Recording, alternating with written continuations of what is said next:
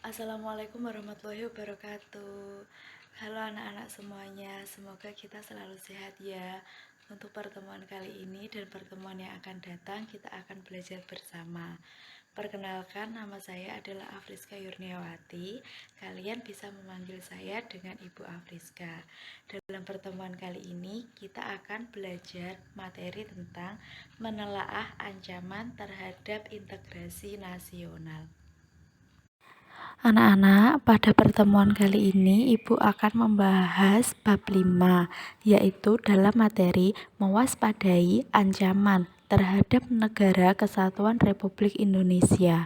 Namun fokus kita pada pertemuan kali ini di materi A, yaitu menelaah ancaman terhadap integrasi nasional. Apakah anak-anak sudah tahu apa itu ancaman?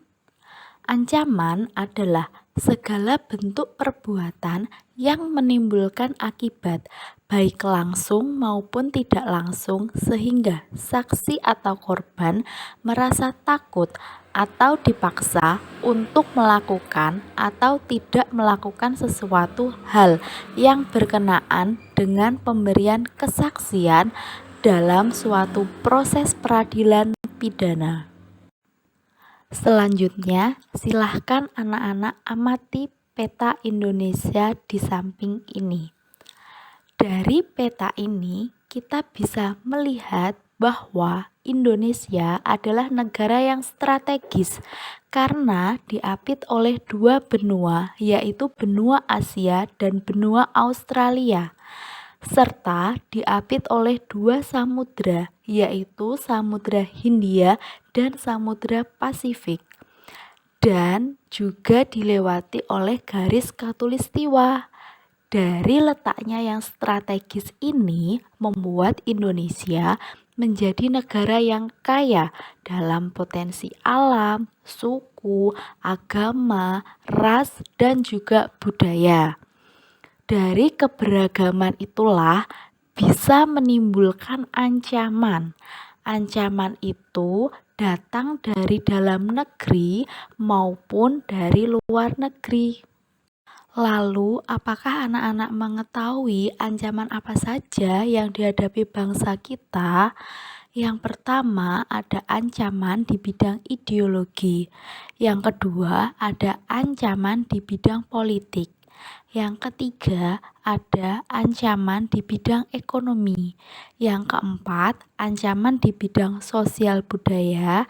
Dan yang terakhir, ada ancaman di bidang pertahanan dan keamanan. Ancaman di bidang ideologi. Apakah anak-anak tahu apa itu ideologi? Ideologi adalah suatu kumpulan gagasan, ide-ide dasar, keyakinan, dan kepercayaan yang bersifat dinamis. Indonesia mempunyai ideologi adalah Pancasila. Ancaman dalam bidang ideologi adalah ancaman yang dinilai mempunyai kemampuan yang membahayakan pemikiran masyarakat suatu negara sehingga akan mengancam dasar falsafah negara, yaitu Pancasila. Contoh kasus ancaman di bidang ideologi. Yang pertama ada ancaman ideologi komunis. Apa itu komunisme?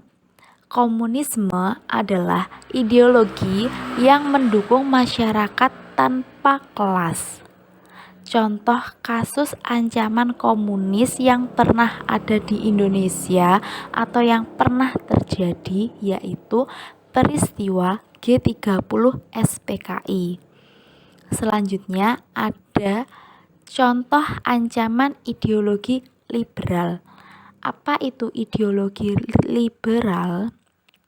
Liberalisme merupakan paham atau ideologi yang menitik beratkan pada kebebasan dan persamaan hak individu dalam berbagai aspek kehidupan. Liberalisme sendiri bertentangan dengan Pancasila. Ancaman di bidang politik.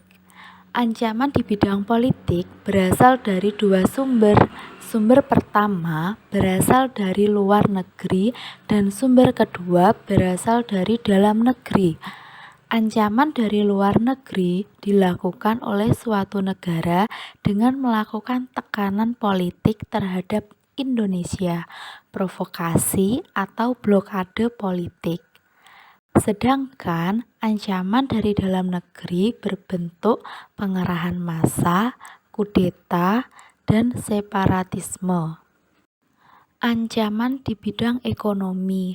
Kasus ancaman yang berdimensi ekonomi yang dialami oleh Indonesia adalah globalisasi ekonomi.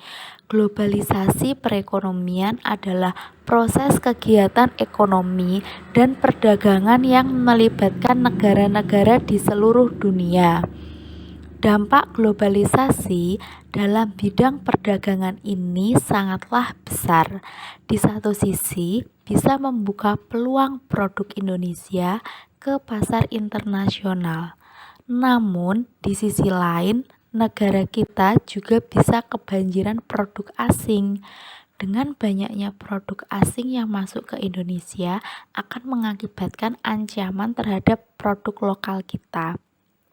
Bisa jadi produk lokal kita kurang diminati oleh masyarakat dan masyarakat kita lebih cenderung beli dan memakai, bahkan bangga menggunakan produk asing dibandingkan dengan produk lokal yang kita punya. Ancaman di bidang sosial budaya. Ancaman di bidang sosial dan budaya dibedakan menjadi dua jenis, yaitu ancaman yang berasal dari dalam dan ancaman yang berasal dari luar. Ancaman dari dalam didorong oleh isu kemiskinan, kebodohan, keterbelakangan, dan ketidakadilan. Isu tersebut menjadi titik pangkal timbulnya permasalahan seperti separatisme, terorisme, kekerasan, dan bencana akibat perbuatan manusia. Isu tersebut akan mengancam persatuan dan kesatuan bangsa, nasionalisme, dan juga patriotisme. Ancaman di bidang pertahanan dan keamanan. Ancaman terhadap pertahanan dan keamanan biasanya berhubungan dengan kedaulatan negara. Untuk mengatasi ancaman tersebut, seluruh rakyat Indonesia melakukan upaya pertahanan negara.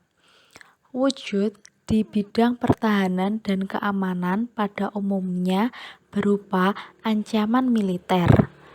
Ancaman militer merupakan ancaman yang menggunakan kekuatan bersenjata dan terorganisasi yang dinilai mempunyai kemampuan membahayakan kedaulatan negara, kedaulatan wilayah, dan juga keselamatan segenap bangsa. Demikian pemaparan materi yang bisa Ibu berikan. Silahkan bila ada pertanyaan langsung saja japri di grup dan kita akan membahas dan berdiskusi secara bersama-sama. Terima kasih telah mengikuti pelajaran Ibu dengan baik. Tetap jaga kesehatan. Wassalamualaikum warahmatullahi wabarakatuh.